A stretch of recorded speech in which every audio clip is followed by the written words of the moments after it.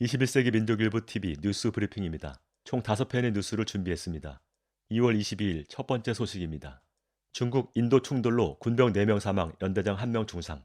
중국이 작년 6월 발생한 인도와의 충돌로 군병 4명이 사망하고 연대장 1명이 중상을 입었다고 전했다. 19일 화춘잉 외교부 대변인은 중국과 인도 접경지대 부대 군병이 자러완 계곡에서 충돌했다며 우리는 이들을 영원히 기억하고 조국도 이들을 잊지 않으며 인민 역시 잊지 않을 것이다라고 경의를 표했다.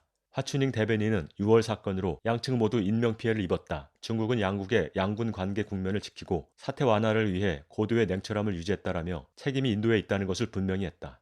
그러면서 인도 측은 수차례 인명피해 사건을 과장 보도하며 사실을 왜곡하고 국제 여론을 호도했다고 지적했다. 화춘잉 대변인은 희생된 군병들을 일일이 언급하며 오늘의 평화는 쉽게 찾아온 게 아니다. 모든 영웅 열사들을 마땅히 기르고 존중해야 한다고 강조했다.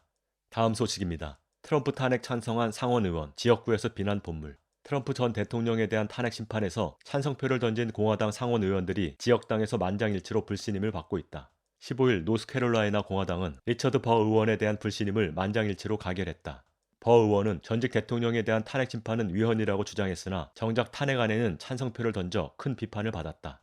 논란이 계속되자 버 의원은 트럼프 대통령은 헌법을 보존하고 보호하며 지키겠다는 취임 선서를 어겼다고 해명했으나 불신임을 피하지는 못했다. 빌 캐시디 의원도 탄핵안 투표 당일인 13일 루이지애나 공화당 집행위원회에 의해 만장일치로 불신임안이 가결됐다. 네브래스카 공화당에서도 벤 세스 의원에 대한 불신임안을 가결했다. 탄핵 심판 자체의 합헌성을 놓고 진행한 상원 표결에 찬성한 머카우스키 의원의 경우 6개주 공화당으로부터 불신임안이 가결됐다.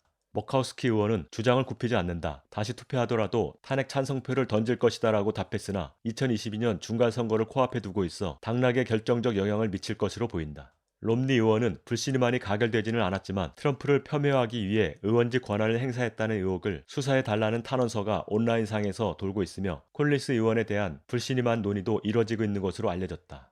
이로써 트럼프 탄핵에 찬성표를 던진 상원 의원 전원이 지역구에서 불신임 또는 그에 준하는 거센 비난을 받고 있다. 공화당 내에서의 트럼프의 지지가 여전히 높은 것으로 보인다. 다음 소식입니다. 트럼프 전 대통령 28일 보수 집회 참여로 공식 석상 등장. 트럼프 전 대통령이 퇴임 후 첫 공식 석상의 모습을 드러낸다. 보수주의 정치행동 컨퍼런스는 트럼프 전 대통령이 컨퍼런스 마지막 날인 28일 오후에 기조연설자로 등장한다고 밝혔다. CPAC는 25일부터 28일까지 나흘간 플로리다주 올랜도에서 개최될 예정이다. 만약 기조연설이 성사되면 트럼프 전 대통령의 퇴임 이후 첫 공식 일정이 된다. 미국 보수연합 슐랩 회장은 트럼프 전 대통령이 CPAC에 참석하는 것을 보고 싶었다. 그의 발언은 들을 가치가 있다라며 트럼프에게 동의하지 않는 사람이더라도 그의 말이 들어볼 가치가 있다는 점에는 동의할 것이다라고 강조했다. CPAC는 올해 연설자로 폼페오 전 국무장관, 샌더스 전 백악관 대변인, 벤 카슨 전 주택도시개발부 장관 등 트럼프 행정부 관계자들이 다수 포함됐다고 언급했다. 이 밖에도 크리스티 노엠 사우스 다코타 주지사, 론 드센티스 플로리다 주지사, 리처드 그레넬 전 국가정보국 국정대행 등 트럼프의 우호적인 인사들이 대거 참석할 예정이다. 탄핵 부결 이후 적극적인 정치적 행보를 이어가는 트럼프 전 대통령이 이번 보수 집회를 통해 어떤 메시지를 전할지 귀추가 주목된다. 다음 소식입니다. 폴스페리 빅테크 검열에 침묵하는 백악관 비난. 트위터에 계정이 삭제된 기자 폴스페리가 백악관이 빅테크 검열에 침묵하고 있다고 공개적으로 지적했다. 폴스페리는 바이든 대통령이 페이스북, 트위터, 구글과 같은 회사가 특정 계정에 대해 조치를 취하는 것을 침묵하고 있다. 이는 검열의 혜택을 받기 때문이라며 바이든은 헌터 바이든을 포함한 가족이 중국 우크라이나에서 사업한 사실과 부정선거 논란에 대해 알지 못한다며 발뺌하는 중이다라고 강도 높게 비난했다. 앞서 폴스페리는 트위터 측으로부터 어떤 사전 경고도 받지 못한 채 계정이 정지됐다. 그는 어떤 규칙도 위반하지 않았지만 트위터가 정치적으로 나의 컨텐츠를 삭제한 것이라고 폭로했다. 트위터는 1월 6일 트럼프 전 대통령의 계정을 영구 정지한 데 이어 트럼프를 지지하는 계정들을 일일이 검열하고 있다.